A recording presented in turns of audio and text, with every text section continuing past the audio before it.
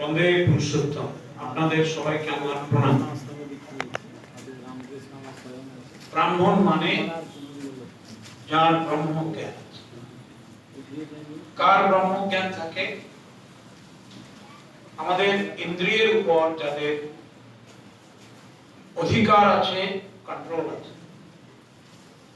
আমি চেষ্টা করলেই নারায়ণ পুজো করতে পারবো না।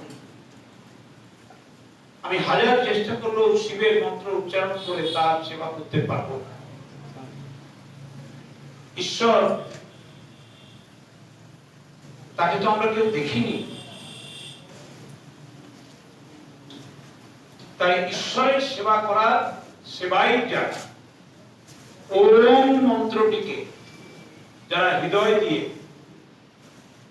অন্তরের অন্তঃস্থল এবং নাভির থেকে উচ্চারণ করতে পারে, ঋগ্বেদ এবং উপনিষদের কথিত পুরাণের বাক্য থেকে, তারাই ব্রাহ্মণ। এ কথা আমার কথা নয়, এটা বেদের কথা, উপনিষদ।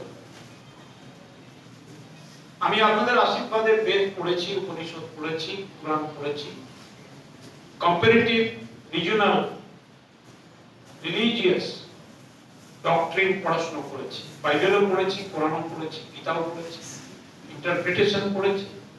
এটা আমার একটা ভীষণ শখ। তাতে বিবেকানন্দের কথাকেই প্রাণ দিয়ে স্মরণ করে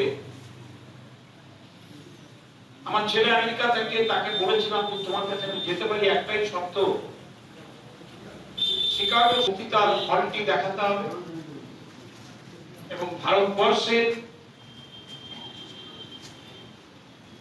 যে গৌরব, যে যশ, যে ইতিকথা, যে ধর্ম, তিনি মাথা উঁচু করে দাঁড়িয়ে একটি স্ত্রী 3 ঘন্টা ছিলাম সেটা, কাজ ছমছম করছি। তো আজকে শ্রীধর বাবুর পাশে বসে আমার ভাই, কিন্তু তাকে আমি শ্রদ্ধা করি, বর্ণশ্রেষ্ঠ ব্রাহ্মণ,